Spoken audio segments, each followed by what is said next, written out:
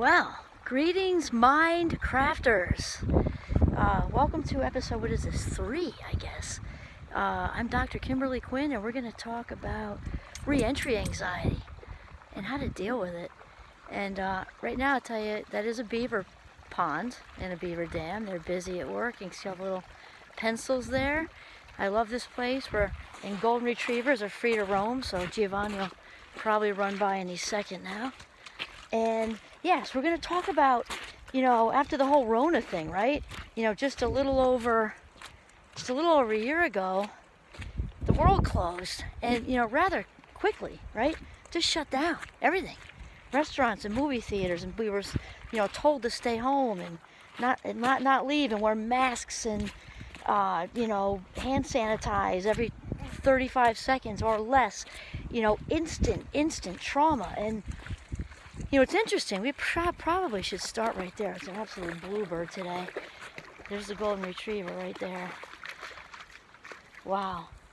So we really should start there because of the trauma thing.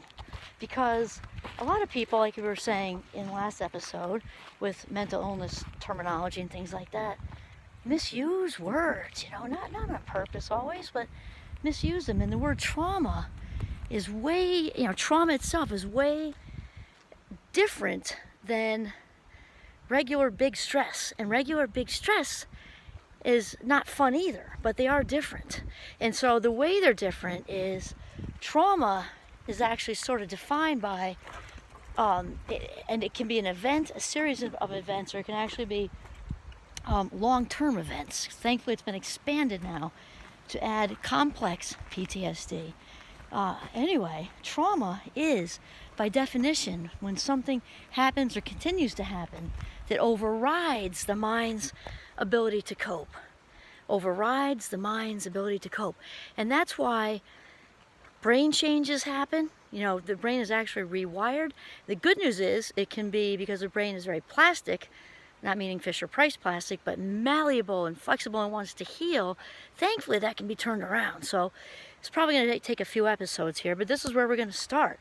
So interestingly, sometimes I've recently, actually, I've heard people saying, oh, this pandemic, it's almost like it's a trauma. It's not almost. It is a trauma. It is a trauma. And roughly 40% of the adult population had experienced trauma before the pandemic. And so for those folks, much of this can be, sort of trigger, another word that's overused, let's say, flip the switch on previous things happened. Which is why it was no accident that the toilet paper roll went missing. That wasn't just about toilet paper. That was about scarcity, and not just scarcity of money, but scarcity of time, scarcity of security, scarcity of self-esteem, scarcity of all sorts of stuff. And now we've been in that mode for a year, and for many of us, we're on the verge of re-entry. And I also want to do a disclaimer with gratitude. Disclaimer with gratitude to all the people who kept us going. The healthcare workers, heroes, right? Grocery store workers, heroes. Gas station attendants, heroes. And anyone else who were considered essential employees, and they might be saying, like, what's with this video, re-entry, I never left, right? And so thank you, big, huge gratitude and good vibes sent to all of you. And for the rest of us who maybe are in education or hospitality and some of these other fields, or anything that's considered extra, which isn't considered extra to the people who actually do it, right? But as far as the world goes, we are on the brink of re-entering the world after, being cloistered, for lack of a better word, and cloistered in fear. It's not like, we chose to head to Walden Pond and reflect, right? We were forced into, being, at home with the fear of going out. And certainly anybody with OCT, that was really, really challenging, because when people that struggle with obsessive compulsive thinking, trying so hard to work their strategies and manage their lives, the world is telling them, or validating this, right? because if we don't wear masks and if we don't sanitize, bad things are going to happen. So there's all this stuff. And so I think the anxiety is similar, even though the context is different. So typically, there are two types of fear, in a very general sense, obviously, going on with people right now. So the first one is, we've heard about this virus for a little over a year. I mean, it's just, and if you're one of those who's glued to the news, which isn't me, I definitely stay apprised of what's going on, because that's like a responsibility, right, as a grown-up. But I don't reside there. I go in a news fast because it's just too much, especially at night. I don't want that stuff in my unconscious before I go to sleep. But anyway, there's been a lot of Rona talk. I mean, the numbers constantly every day. And then one thing that sticks in my mind is the freezer trucks of bodies in New York City. Like, how do you shake that, ever? Talk about trauma. And so, we've been in this, survival mode for a long time. And that's actually important to mention too, because learning brain, which isn't just a kid thing, it's an all of us thing. Learning brain is kind of like our natural state, not in a trauma situation. So we are open to learning new things, content-wise, relationships-wise, travel-wise, taking it all in. It's like the brain is like a catcher's mitt for new stuff, and all of us enjoy that, and kids are obviously sponges for that. So learning brain is where we want to be and where we usually exist, unless something throws a wrench in that. So a pandemic's a pretty big wrench. And what happens is survival brain, the switch is flipped on survival brain. Of course, that's the limbic system, the fight or flight, and the amygdala, what we talked about last time. And survival brain or trauma brain will always prevail over learning brain, because it's basic survival stuff.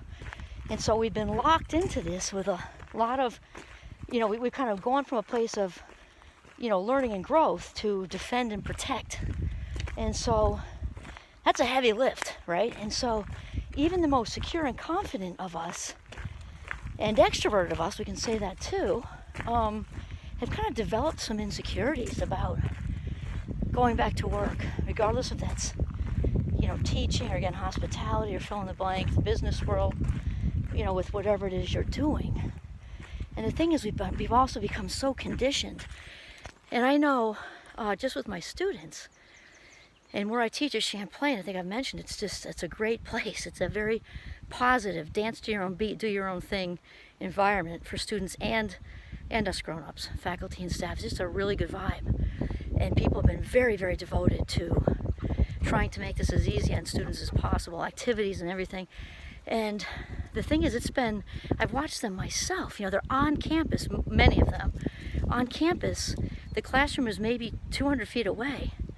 And, out of 16 or 20 students, I'd have 2 or 3 show up in person while simultaneously hearing how the virtual learning isn't working for them. It has worked for a few, but that's definitely, at least in my own experience, has been the vast majority have not liked it or done well with it and voice it frequently. It has worked for a few, so it's important to say that. And this is just my experience. So they're saying virtual's not working for me. I'm lonely. I'm this. I'm that. I've been hearing from parents about their first years having a tough time making friends and connecting, yet they're still staying in their rooms, even when it's a day like this. Okay, and I've even asked them why, and they don't have answers. And the reason is they are conditioned, which is just, sort of a not so fancy maybe, but a psychology term for, habit or habitual. I mean, habit is really just a word for unconscious behavior and automatic. And so they've been so conditioned to stay in their rooms that it seems like the heaviest lift in the world to come out of their rooms, even when, the staff has literally killed themselves to have these really fun activities. And lots of students have shown up. It's just not nearly what we would hope, right? Because they just are having such a hard time prying themselves out of their dorm caves. That's what I say, like moles. And so we have that. And then this is also true for us seasoned grown-ups as well, because many of us have just developed these insecurities and this anxiety that maybe wasn't even there before. And if a seasoned grown-up already was struggling with anxiety, it's been made worse. And if we add into there those who identify as introverts, meaning that their batteries are charged by more, solitude, quiet, environments, more one-on-one or two-on-one, something like that, they've really, been, the over-sensitization, there you go, I got it out, has been true for all of us. Those who are introverts and probably were way more comfortable in a lot of ways, at least in the beginning, are now faced with a very heavy lift to go back and deal with small talk. And that also holds true for those on the spectrum. Our oldest daughter's on the spectrum. I know she's not a huge fan of small talk, and that's part of the world, is doing small talk, right? And even for those of us who are extroverted and get a charge out of being around people, it's still so new and different. A year is a long time, especially a long time to be so fear-based. I mean, even just having water cooler conversation might seem challenging. And I think there are people who are afraid, so afraid, of getting the Rona and having it come back, or different strains of it or whatever, just really scared about actually getting the virus, especially those who have compromised lung issues or whatever kind of issues. There's that.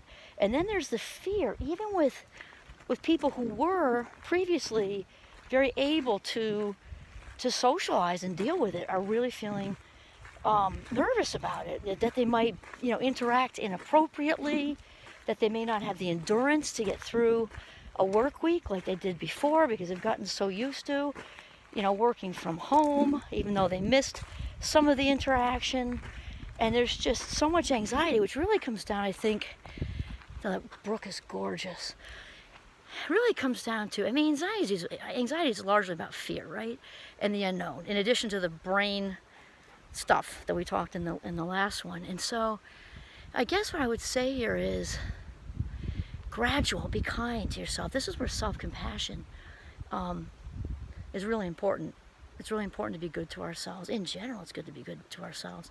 And with a huge transition, of coming out of a pandemic and re-entering the world, there is no time to start this if you haven't already been sort of practicing self-compassion. And I know that one thing Brene Brown talks about, I really like her, by the way, is one thing that she noticed with those who consider themselves to be very compassionate and self-compassionate, is they're very good with boundaries. And this is a good thing to really have a chat about, boundaries for ourselves, to know our own limits. So with going back into the world, it doesn't mean that we go from the haven that is our living room, or, whatever was your sort of safe spot during the Rona. And it doesn't mean to go find the busiest subway station there is and jump in, like just jump in the fire, No, it's the opposite. It means to gradually, to know your limits and gradually bust through them, because that is another issue. Counter to, or opposite of what seems very intuitive, with avoidance behavior, which is what a lot of us have been engaging in, and where a lot of the fear is coming from, in my opinion, because the avoidance thing has been working for us. There's payoff in it when we stay home virtually in class, even though the classroom's literally 200 feet away.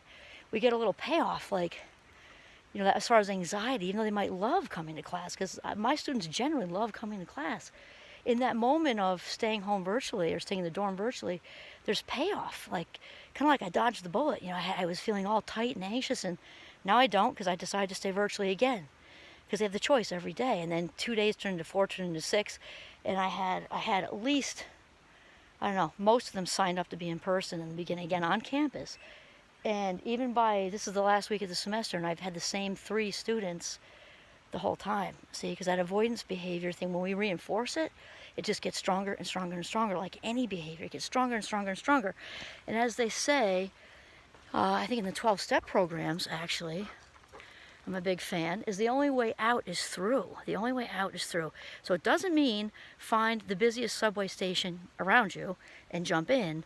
It does mean, however, to acknowledge and be aware of whatever avoidance behaviors you may be engaging in, and take it a step at a time, to start to slowly bust through some of this in a way that might be not so comfortable, but that we're not jumping into a subway station. And that's another good tip, is to realize that sometimes with, the young adults who I just love teaching, because I love my rock stars so much, and then they know it. I'm sure they know it because I say it a lot. And also for ourselves, is to realize that sometimes it's important to be comfortable with the uncomfortable. And that's really where we're at right now, because this is going to be probably a heavy lift for a lot of people. And another thing is to, if you've been kind of staying in your jammies, and I know my colleagues, some of my colleagues / friends, because we're good friends.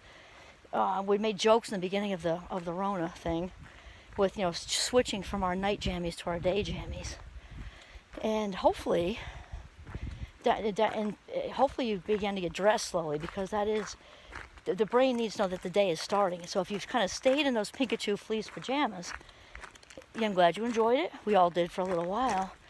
But now would be a good time to start, even if you're still working virtually or partially virtually. There's some kind of hybrid balance there, to get dressed every day, just to have a plan, to get up around the same time every day. It doesn't mean like the military and be set on, 7, 10 a.m. or something, but around the same time, get dressed, have a routine, whether it's, the caffeine and the newspaper or whatever. And very, very, very good if you can add some sort of physical movement to this too. And then the brain knows, okay, I'm starting my day. It's so important. And look at this. This is great. And I realize how blessed I am too. Which brings about another part. So there's the exercise. So that works if you got like a Pelotron in your house. I think I said that right. And if you can get outside, all the better. So not everybody has, woods right by them. If you've got a park, great. Or even just outside. It's nature. Nature is so huge for well-being. It's so healing. Even 5 minutes a day can turn your whole day around. And another thing to do is to also have a night routine, because just like the brain needs to wake up, as far as knowing that the day is starting with getting dressed and shaving or makeup or caffeine or newspaper and walk, hopefully, or whatever it is you do, the brain also needs to know when the day's over. So definitely it's good to avoid screen time. Well, in general, it's good to limit screen time, and especially after we've been immersed in it. But as far as sleeping goes, to turn that off for anxiety-wise, like a good couple hours before you go to bed, if possible. And to have some kind of dinner routine. If you're by yourself, you can still have a dinner routine. Partner, roommate. If you've got still have kids home, young adult children home. Eating as a family is great with all technology off. In fact, I remember reading in the New York Times years ago, I wish I kept it, the number one on their list, I think the list of 10, the number one for, having, a child grow up to be, happy, well-adjusted, successful. I forget how they define success, but it was a good definition. It wasn't just money. It was, well-rounded, happy, all that stuff. The number one was to eat dinner as a family. And number 2 or 3, I think, was to go to all their stuff, soccer games, all that. But number 1 was eating dinner as a family. And this is good, obviously, socially and emotionally. And it's also good because the brain gets it that there's a wind down.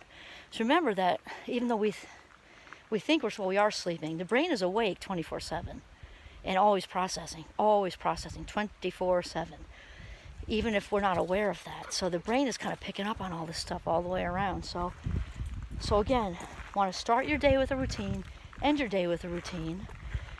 Give yourself a break, cut yourself some slack with self-compassion, realizing that this is hard. This is hard, and I'm going to be kind and good to myself. Be aware of what avoidance behavior you may have, and obviously eat well and get sleep. And also, one of the biggies is to connect. I want to say like the 70s was kind of known for these really tacky commercials, but reach out and touch somebody. I mean, that's so true, because that's actually said by many people involved in positive psychology, in the positive psychology field, and something we talk about in Minecraft pretty much every week, is that the number one thing for longevity, reduced anxiety, reduced depression, all of that stuff is relationships, meaning positive relationships. The toxics don't count. They need to be released like helium balloons, like that. So relationships, reach out. If that has been so hard up till now, just make a decision. And it might be like scheduling a dentist appointment, might feel like that, like scheduling a dentist appointment, because it's been that hard, because our brains have all been told to stay away from people. In Vermont, not always, we say, I just saw a sign on a restaurant door yesterday, stay 1 cow apart. Very Vermont, right? We've been told to stay 1 cow apart for a year now. So to flip that around, flip the switch on that, to reach out and actually try to be with people we haven't seen, it'd be a little bit of a transition. So kindness and gentleness, realize that, say Rome wasn't built in a day. We're not built in a day. We're all works in progress. And realize that this has been a trauma for all of us. No matter how well you've handled it, might have handled it like an ace, and still the brain has kept up with all of it. And, we all need to heal. We all need to heal, and healing takes time. And so if you can wrap a big hug around yourself, that would be good too. And so, re-entry, how to deal with it. This is Kimberly Quinn signing off from Northern Vermont. Have a mindful, reduced anxiety, reduced not enough thoughts day.